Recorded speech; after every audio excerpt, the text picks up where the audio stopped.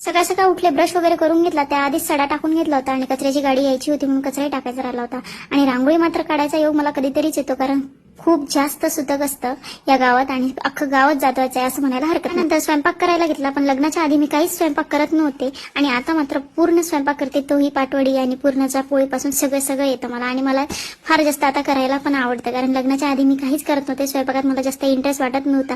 पण आता इथे सासू नाही, कोणी नाही, सगळं मलाच करावं लागतं आणि हळूहळू का होईना मी सगळं शिकले. मला त्याचं छान वाटतं आणि त्यांना सुद्धा आता आवडायला लागलंय सगळं माझ्या हातचं. जे होईल ते करत असते मी, कधी माझ्याकडल्या रेसिपी, कधी इकडल्या रेसिपी, आणि इकडल्या पण काही गोष्टी शिकली, तिकडल्या पण मी काही करत असते, त्यांनाही आवडायला लागले. त्याच्यानंतर पाटवडी होती, पाटवडीचा बेत आता तुम्हाला माहितीच आहे, मी करताना दिसतच आहे की कशी करते म्हणून.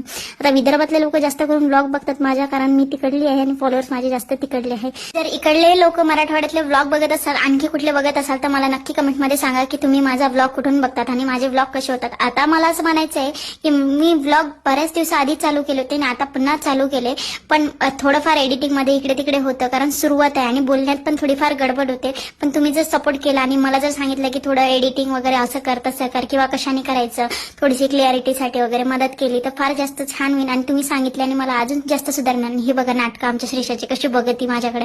नंतर मी बाजार वगैरे होता व्यवस्थित काढून ठेवला आणि रात्रीचा बेत असा काहीतरी होता, मसाले भात आणि कढी. कोणाला आवडतं नक्की सांगा.